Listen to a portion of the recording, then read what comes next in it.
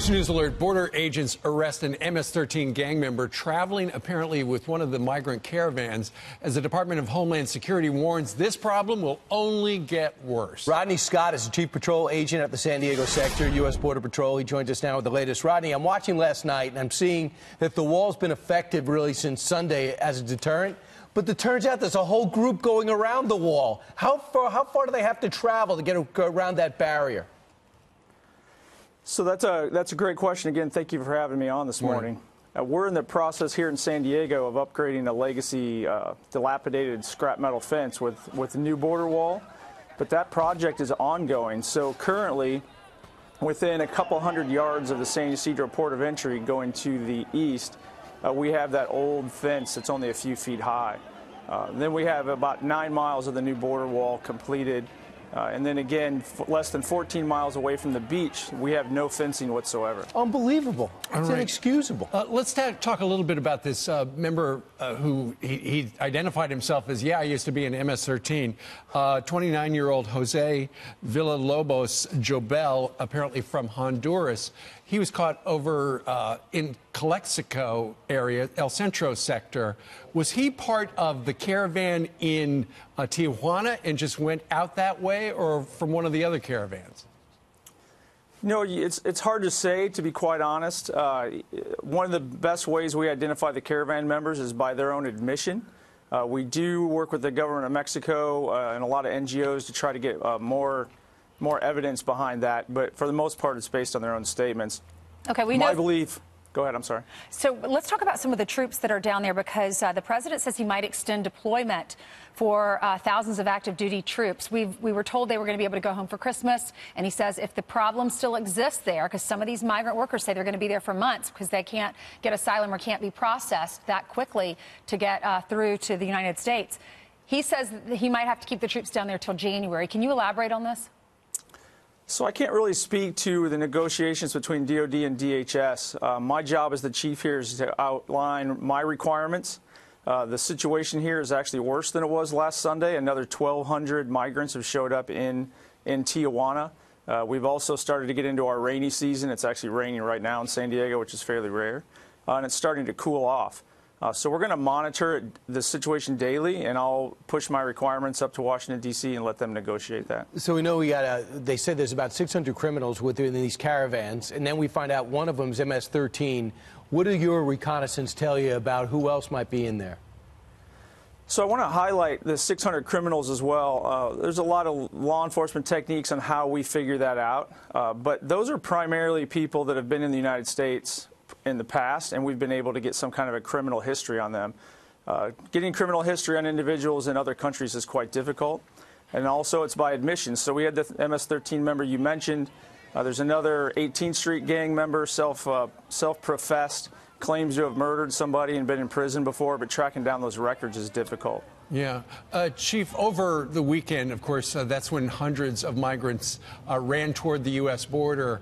A number of them threw projectiles or rocks at the agents, the Border Patrol agents there. What's the reaction to the agents there in your sector about perhaps another encounter like that? So we're preparing accordingly. We watched this migrant caravan, which is different than any other just by volume and the propensity for violence. We watched them violently push across 2 international borders and come up through Mexico. So we did significant intel briefings with our personnel and made sure that we were ready with the right equipment. And then we're basing off of Sunday. We've made some adjustments to our enforcement, and we're going to be ready if it comes back again. Okay. All right. Do you mind if I ask what adjustments? Can you talk about that you've made? I won't get into the specifics, but in every incident like this, we do a quick after-action review. We've identified some vulnerabilities in the border that the Department of Defense is helping us mitigate currently, as I speak, actually. We've also looked at our deployment methods and the hot spots. Working with our partners in Mexico, we're trying to make sure we have Mexican police pre-deployed in some of our more vulnerable areas. You saw the Tijuana River Channel, where there's really no border barrier at all.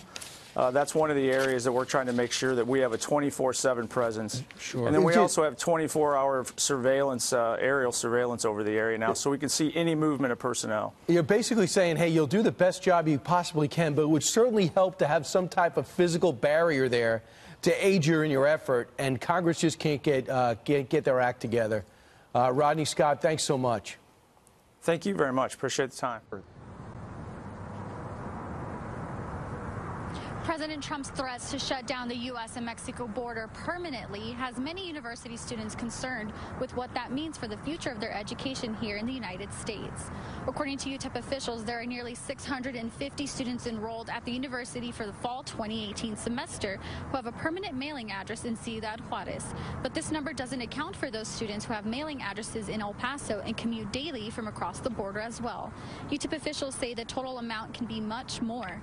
As KTSM previously reported, a potential border closure can harm the economy of the borderland, and today students from UTEP and EPCC tell us it would disrupt not only their education but their livelihood. I mean, I work here and I do everything here. I do my my market shopping here, grocery store, gas here. I mean, everything is on this side. I just pretty much sleep on the other side of the country.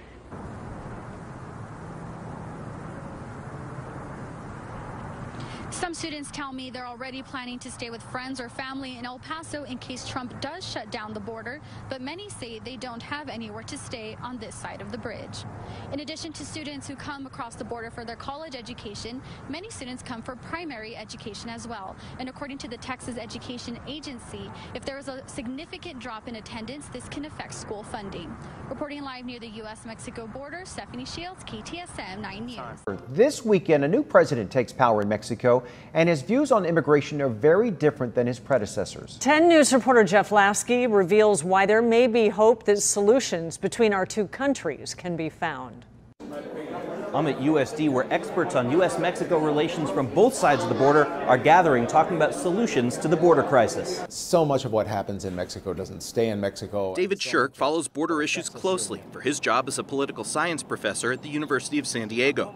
He suggests San Diegans learn a little bit about Mexico's new president, Andrés Manuel López Obrador. He won a massive victory in the July 2018 elections. López Obrador will be Mexico's first leader from the left in decades. Former U.S. Ambassador to Mexico, Tony Wayne, says he has a very different approach to immigration than his predecessors and to President Trump. He's traditionally been a strong supporter of the rights of migrants and respecting their human rights and caring for them. As a career diplomat who worked for presidents of both parties, Wayne knows how difficult it is for the new administration to enter office during a crisis and how difficult the problem will be to solve. They're going to have to try and pick it up as quickly as they can. Nobody wants a repeat of the kind of incident that you had a few days ago at the border. But both experts say López Obrador and President Trump have already started building a bond, built in part on similar personalities, despite different politics. I think there's a good opportunity now to reach an agreement. I think the new government of Mexico does not want a large outstanding problem with the United States. As much bluster as we hear from the Trump administration, there's actually quite a bit of cooperation going on with Mexico. At USD, Jeff Lasky, 10 News.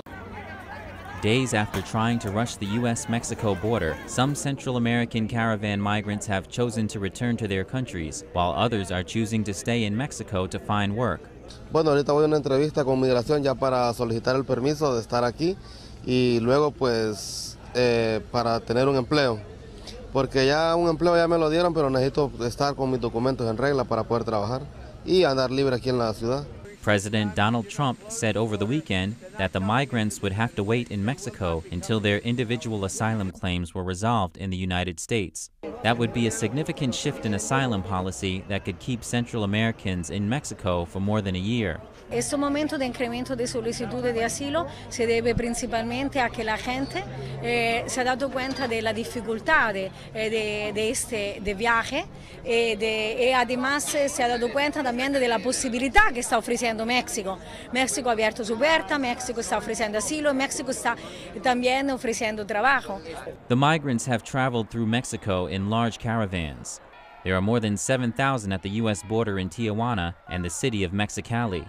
with more than 800 others still moving toward the border. A Senate committee has delayed a vote on Ronald Vitello, the nominee to be ICE's next director. In a hearing Wednesday, the Senate Homeland Security and Governmental Affairs Committee announced it was tabling the vote in response to serious issues raised by ICE unions. According to a letter from those unions the Washington Post obtained, those concerns include a protest against ICE in Portland, Oregon, where union leaders allege Vitello, the acting director of ICE, failed to effectively protect ICE agents. They also criticized tweets Vitello allegedly sent in the past, including one comparing then-presidential candidate Donald Trump to Dennis the Menace. Vitello has previously served as Deputy Commissioner of Customs and Border Protection and as Chief of the Border Patrol.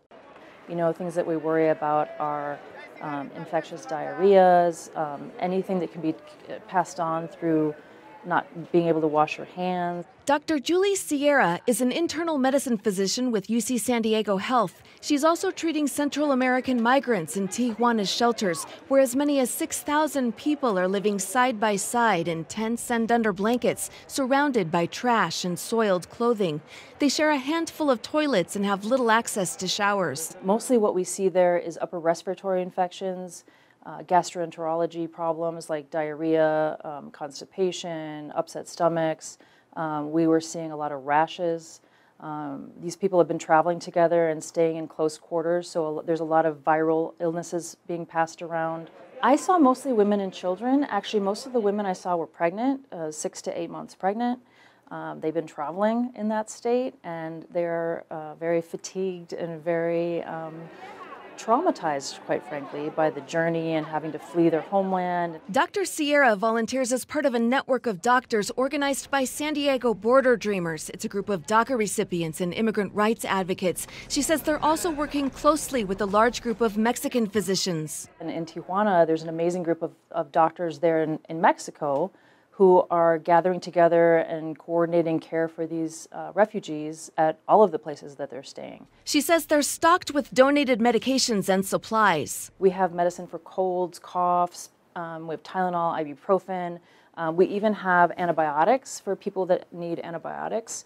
They have actually a really well-stocked pharmacy at one of the shelters, so if somebody needs something that we don't have, we can easily get it from a pharmacy. She says one of the next steps is vaccinations. So we did see a young man with the mumps, and then I know at one of the shelters they saw someone with chicken pox.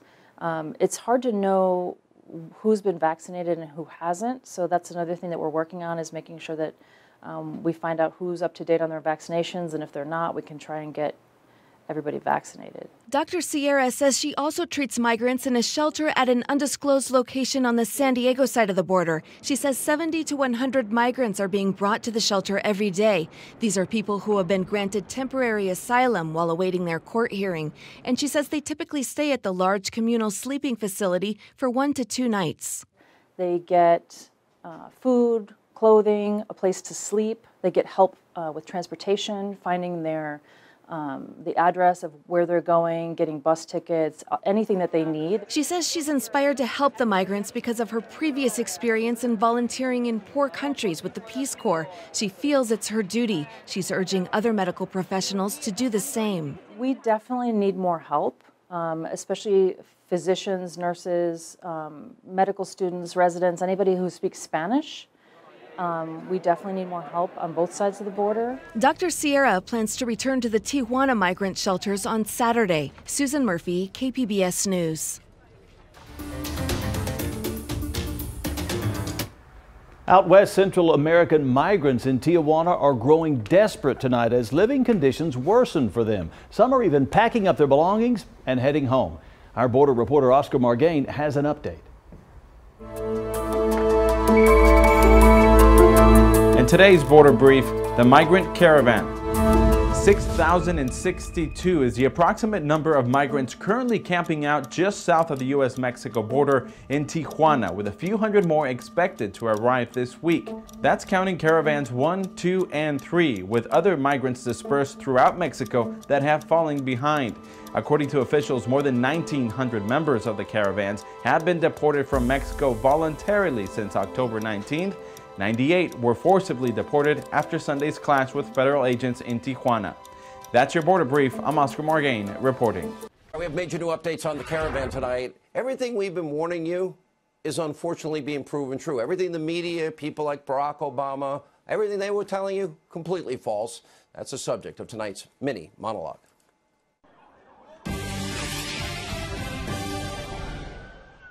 Still camped out in Tijuana, Mexico, following clashes with U.S. Border Patrol officers Sunday. Just today, DHS released more information on what are extremely dangerous conditions for many people. The high number of women who are assaulted during this journey. Griff Jenkins reporting that some migrants are actually self-deporting as they face diminishing prospects of entering the U.S. legally. And he's also uncovering that despite what the mainstream media has been telling you, the vast majority in the caravan happen to be men. And health officials there are reporting that 1/3 of the people traveling in the caravan are being treated for various health issues, including lice, skin infections, 3 confirmed cases of tuberculosis, 4 confirmed cases of chickenpox and more. And by the way, I think we should, on a humanitarian basis, help.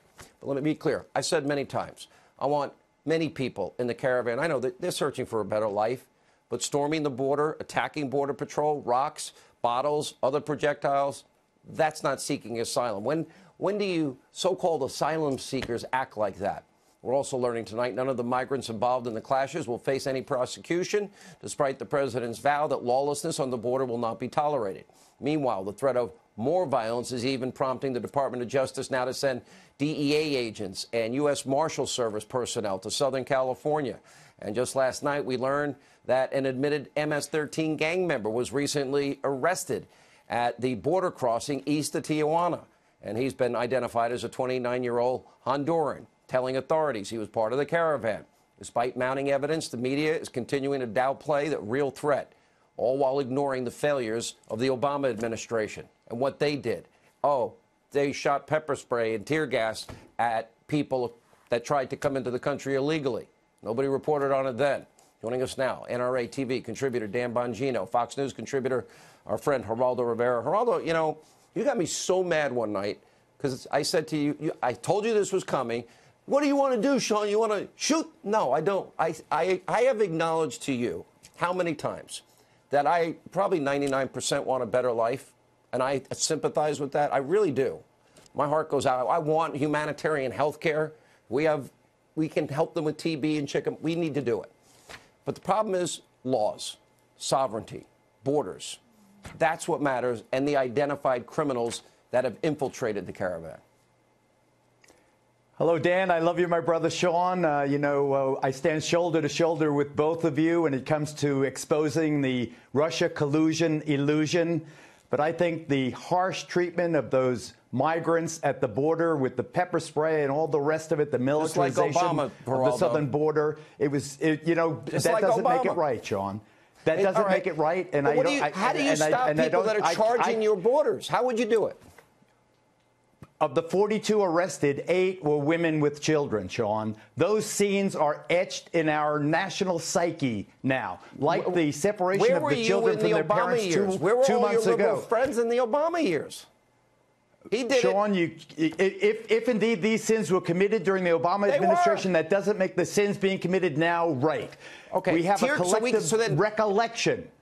But Dan Bongino, it's not just 42 people. We can't treat these people like there were hundreds of people. One MS-13 member. So what do we do one when MS-13 member among 7,000 or 10,000? Geraldo, Dan, what about our Border Patrol guys? Rocks, bottles, projectiles, tear gas isn't going to kill you. And I think parents have a responsibility to pull their kids away from that situation. That's their responsibility, too. Yeah, Geraldo, again, I appreciate your nice comments. I consider you a friend, too, but you are way, way off base on this.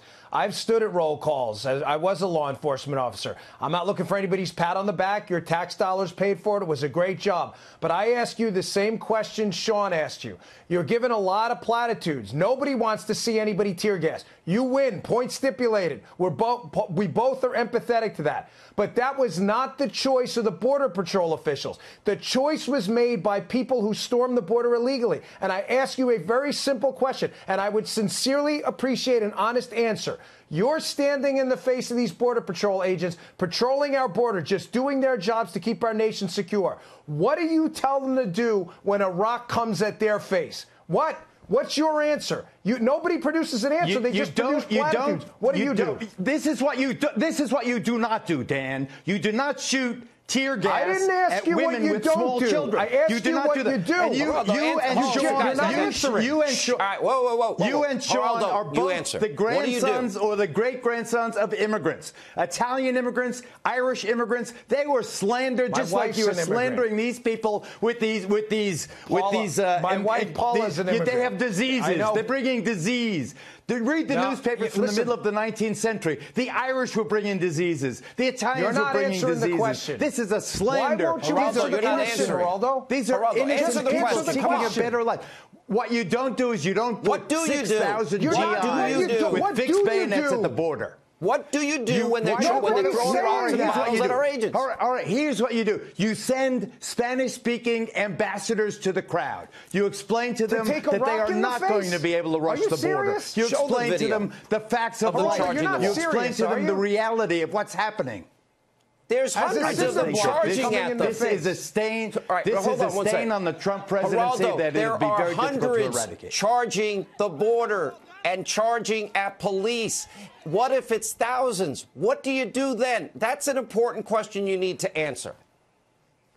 Are you going to believe those words? Are you going to believe your own lying eyes when you look at the video and you see the composition of this crowd? This is a benign, suffering civilian crowd. Rocks. You can There we go. cherry There's pick the rocks being thrown. The three scenes of the rocks being thrown. What about the scenes of them living in squalor and in the athletic fields? Do it legally, where they're Geraldo. left. They're begging for food and overflowing toilets and the most inhumane conditions. Why not claim asylum? Where is USA in the face of a Border Patrol agent? That rock ripped in the tidal wave. You're suggesting you do it with humanity, Dan. You do it with humanity and compassion. Humanity and compassion. Geraldo, I got to leave. Let me just say this: if we had the wall, nobody would get hurt on either side, and we'd have a door. Let's build it. Let's build it. We can end an agreement. Welcome back. One final point before we go tonight. Democrats claim the Migrant Caravan is law-abiding, peaceful, and innocent, that it's mostly families with women and children, legitimate asylum seekers, and Democrats say that using tear gas to disperse the mobs that stormed the border is terrorism. Tonight, we're going to debunk all these claims the left is peddling about the Migrant Caravan because all the claims are false. So let's get started. First of all, is the caravan law-abiding? That's a no. According to the Border Patrol, the hundreds of migrants who stormed the border on Sunday were throwing projectiles and rocks at Border Patrol agents. A Border Patrol agent in San Diego said the men in the caravan pushed the women and children to the front and used them as human shields while the men threw rocks at U.S. law enforcement. Does that sound law-abiding or peaceful to you? No, it's not. Second claim from the left, is the caravan innocent? According to the Department of Homeland Security, at least 500 of the migrants in this caravan are criminals, convicted of crimes in their country of origin. Dozens more have committed crimes in Mexico since they arrived there, not to mention the hundreds who stormed the U.S. border, which obviously is against the law. That's hardly innocent.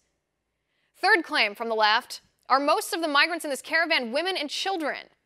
An anchor from MSNBC tried to paint a picture of these migrants as poor mothers fleeing violence with their babies, but MSNBC's own reporter, who was embedded with the caravan, contradicted the anchor, saying, no, there are some women and children, some families, but most of the caravan migrants are young males who are coming to the U.S. for work and economic gain, mostly male.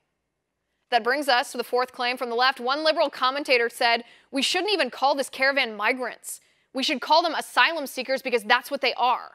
Well, yeah, the migrants are trying to claim asylum as a way to get into the U.S., but according to a federal judge and statistics from the Department of Homeland Security, 90% of migrants from Central American countries who claim asylum don't qualify for asylum under our asylum laws.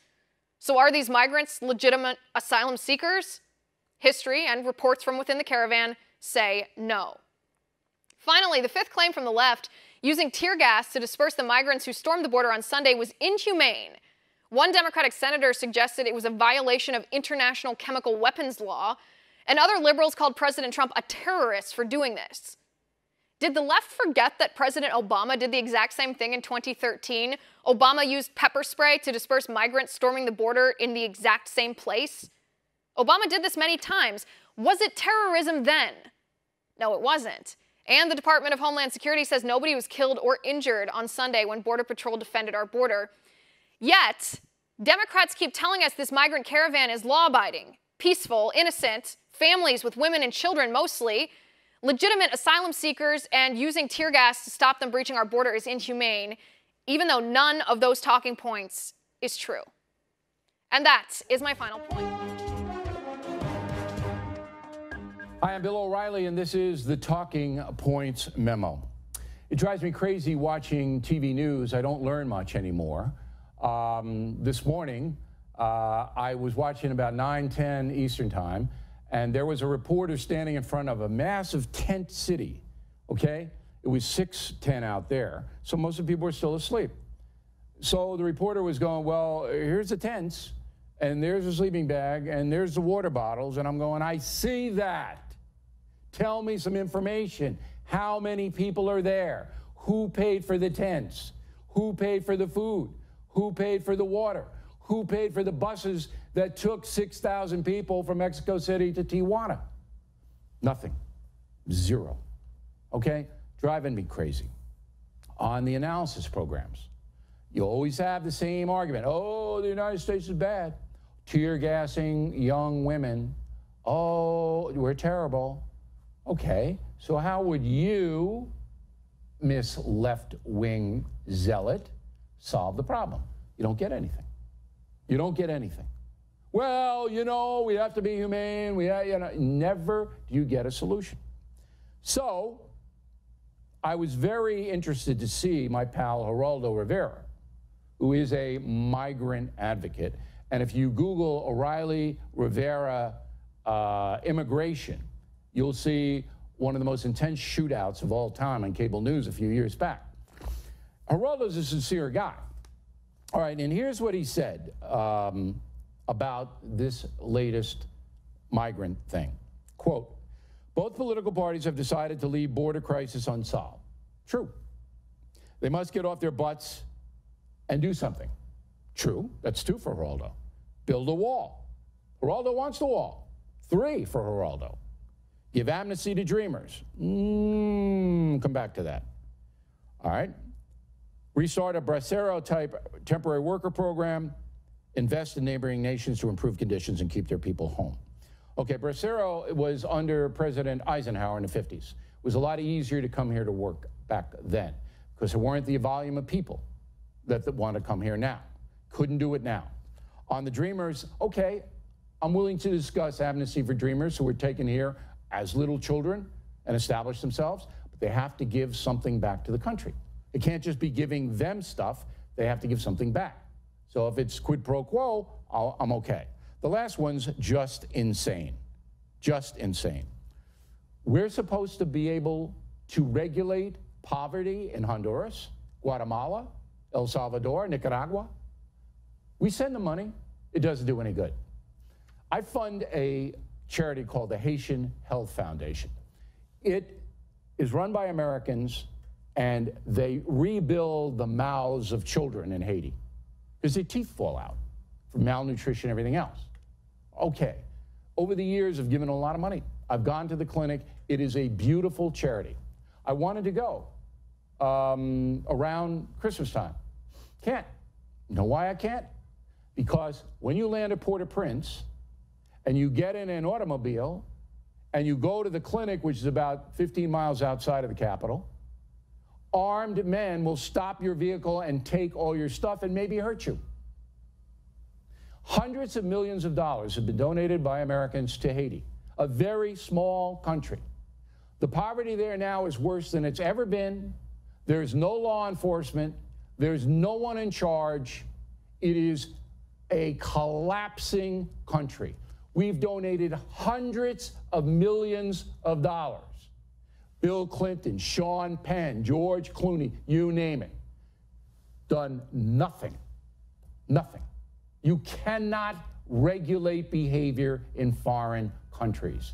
And when you hear that on the news program, oh, we have to do Honduras, it is a pipe dream. That's a cliche that comes from people smoking opium in a pipe. That is BS, it's garbage. The truth is, there's only one solution to the migrant caravan. What the United States is doing right now. They can't come in because our system is overloaded now. The Associated Press reporting between 3 and 4 years to get an asylum case ruled upon. In the meantime, we're going to let tens of thousands of people in here, because if you let the 7,000 down in there now, you don't think there's going to be 70,000 on their heels? There will be. So this is being handled responsibly by America. The media will show you pictures of babies being tear gassed. That's all the media wants to do. But I'll tell you what, if our borders are not enforced, if our immigration law isn't updated in a fair, tough way, that this country is going to suffer immeasurably. This is the issue of our time. You don't believe me? Go over to Austria. Go over to Germany. Go to Sweden. They've been overrun by migrants seeking asylum. Check it out. Go to London. That's the Talking Points memo. I'm Bill O'Reilly for Newsmax. Our other big story today, the 42 people arrested at the border on Sunday will not face federal charges. Team 10 investigator Adam Rakusin found out their arrest could allow them to jump to the front of the line if they're requesting asylum. Adam. Yeah, Lindsay, Steve, instead of being stuck on the other side of the border trying to get to talk to someone to request asylum, it could allow them the opportunity to actually speak to someone on the United States side. What it would not do is move their cases ahead of others who have already requested asylum and are in that process. That's according to an immigration attorney that I spoke with. So there's two kind of different roads that someone in this position could take. A Customs and Border Protection official told 10 News those detained will face administrative removal. Think of that as an expedited removal. It basically means they don't go in front of a judge, there's no formal hearing, and could be removed or sent back to where they came from. There's the other side of that, that's what we were talking about. There's the scenario where the individual expresses what's known as a credible fear. An immigration attorney tells me they'd be referred for a hearing and a judge would then decide the next steps in that process. At the end of the day, they might get to stay based on their claim, or the judge would grant the removal order. Now, it sounds like a very simple kind of thing, but that's just a very quick overlook on a breakdown of the scenarios of either staying or going. Many different things can happen in between then, and each person has their own different case and own different set of circumstances. Also, while the process sounds quick, I'm told that it can take a very long time. Just weeks after a contentious midterm election, Republican governors from all over the country are right here in the Valley for a conference. Our political editor Dennis Welch was there. He spoke with our governor Doug Ducey, who says he's not happy about the troops at the border. My name is Pete Ricketts. I'm the governor of Nebraska. And I've got Governor Ducey. Republican Governor Doug Ducey at the Republican Governors Association's annual meeting in Scottsdale, where he appeared to blame his own party for the heavy military presence along the border. No, I'd like to see Congress act and actually put together a program that has a result of border security. But the GOP has controlled Congress for the past 8 years and the White House for the past 2 years. As for those investments, the Department of Homeland Security spends more than $28 billion a year on border security alone. The Trump administration sent more than 5,000 troops to the border last month. Their presence on display in Nogales, with military hardware in the streets and razor wire along the border fence. And I'd also call on Congress, once they secure that, to talk about fixing our broken immigration system. And once again, I did get a chance to ask the governor about using tear gas to disperse some of those members of that migrant caravan over in Tijuana and near the California border last weekend. And once again, the governor, he wouldn't say if he thought it was an appropriate action.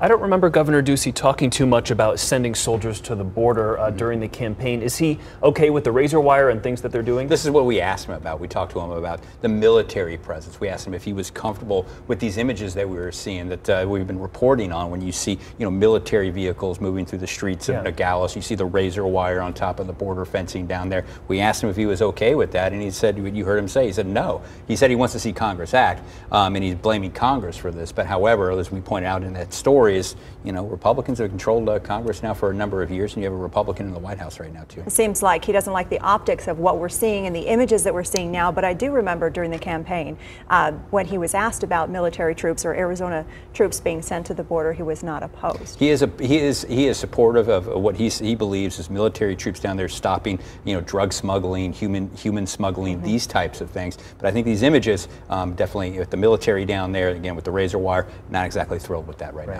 Understandable. Dennis, thank you very much. A lot happening on the border. I want to get right into it with former Maricopa County Sheriff Joe Arpaio. Sheriff Joe, great to have you back on the show. My pleasure. All right, Sheriff, the situation on the border pretty volatile. Want to get your take on the tactics being deployed by the Border Patrol and local law enforcement. I was a law enforcement guy. I have no problem with tear gas. It has the left in a frenzy. What do you say? Well, I think you're asking me about the situation going on in Mexico, the U.S. border right now, and also my background. I have to briefly say this. I was a regional director for the U.S. Drug Enforcement in Mexico City, South America, Honduras. I can go on and on. Fought that battle for 35 years as a top guy and sheriff for 24 years. So when I look at what's going on, it brings back memories. I remember G. Gordon Liddy and I, 1969 under Nixon, we ran an Operation Intercept and put hundreds and thousands of federal guys at the border and searched every car that backed up traffic to Mexico City. The president went out front and said, if you don't stop it, we're taking away your foreign aid. And actually it worked, because after I took over in Mexico City, we negotiated, I did, with the Attorney General and President, and got some cooperation. I'm a little careful to talk right now what's going on. I'm 100% backing my president, Donald Trump, and I don't know what his plan is, but I kind of like at least the infancy stage of what is going on in that situation in California, Tijuana, San Diego. All right, Sheriff, I only have about 35 seconds left. Very sorry, very short break. Donald Trump is threatening to shut down the government if he doesn't get the $5 billion for the border wall. Democrats want to only give him $1.6 million. Do you back the president's strategy here? Of course I back the president since July of 2015, and he's doing the right thing. Let's see who bends on this issue. I just gave you the Operation Intercept, what happened in 69. So, yeah, I support him. And you support his strategy with shutting down the government if he doesn't get the money? Hey, what's more important? Shutting down the government or have the terrorists and coming across and criminals and all that? If it takes down shutting down the government or putting the army at the border, I think it should be across the border, the U.S. Army, like when I was over there. But, yeah, you got to do everything you can. This is a bluff case. It's a negotiation case. He's pretty good, the president, in negotiating with leaders across the country and also in other countries. He certainly is. Sheriff Joe Arpaio, former Maricopa County Sheriff, thanks so much for your time and expertise, Sheriff. Great to see you. A former Border Patrol agent's nacho response to the warranted tear gas attacks.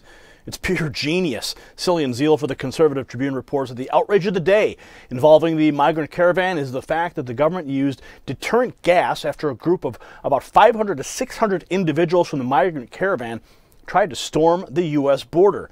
As the Daily Caller noted, it was actually pepper-based gas, something that the Obama administration deployed in a similar incident back in 2013. Of course, nobody really talks about that in the media these days. Now, the former Border Patrol official was asked whether or not he thought that the use of the gas was warranted. His response, priceless. Listen to this. There was a small hole they were able to puncture through the border wall, and they hurled all sorts of rocks, etc., at the Border Patrol agents, and then they fired the tear gas. Is that warranted? Absolutely, and to clarify, the type of deterrent being used is OC pepper spray. It's literally water, pepper, with a small amount of alcohol for evaporation purposes. It's natural. You could actually put it on your nachos and eat it. So it's a good way of deterring people without long-term harm.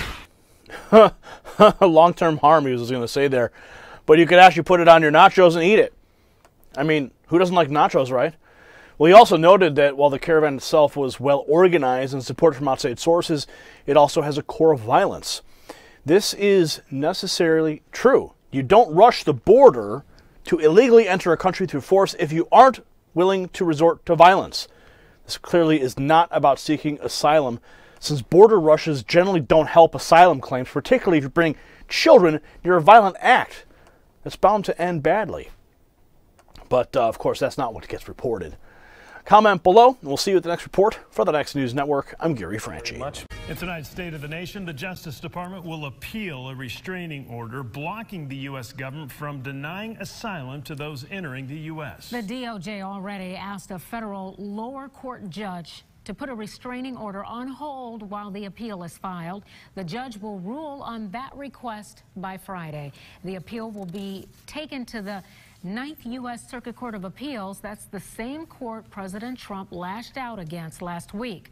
Trump says he's willing to take it all the way to the U.S. Supreme Court.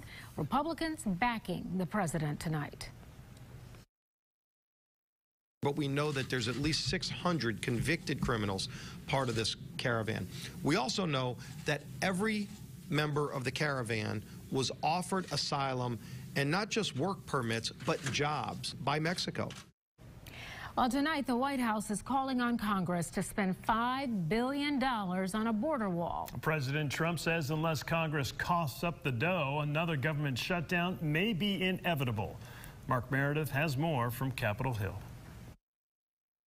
We have an opportunity in the next coming weeks to get a few more things done. Outgoing House Speaker Paul Ryan says Republicans are running out of time to deliver on one of President Trump's biggest promises. We want to secure our border. Ryan says he supports the president's demand for $5 billion to begin building a border wall. The president says unless he gets the money, he may support a government shutdown next week. But so far, Democrats are showing no signs of giving in. Ohio Democratic Congressman Tim Ryan. And the president promised the American people that if he built a wall, it was going to be paid for by Mexico. And he's going back on that promise. Congress has already passed 5 of 12 spending bills for next year, meaning if there is a shutdown, it would only affect parts of the government, and many essential services would remain up and running. Senate Democrats say they're willing to spend $1.6 billion on border security, but the money should not go to building a wall.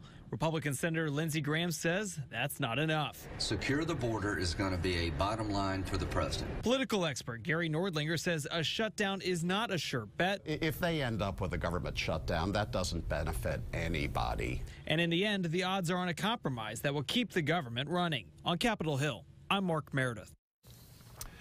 So here is tonight's Fox 16's Bottom Line. Talking to the Washington Post, President Trump says he's considering a contingency plan if he does not get money for a border wall. It could include the use of troops and razor wire to prevent immigrants from entering the country. If he does not get the $5 billion he's asking for, Trump says there are other ways he could secure the border. This is what it looks like inside the Benito Juarez Sports Complex. We've been in here for about an hour. It rained earlier and it is going to rain again. You can see the muddy conditions on the ground. The tents go for as far as you can see. I want to show you what the migrants are using to go to the restroom. These are the porta-johns that they have set up, but you can see just to get to them, there is a large puddle of water. There are also showers available for the migrants, and people have been showering here, also flooded. Now, I've talked to several people asking them if this is all worth it, if bringing their children to this area is worth it. They tell me these conditions are much better than what they have at home. There are tents everywhere. This is out in the open, and they are hoping that second shelter with a roof will open soon.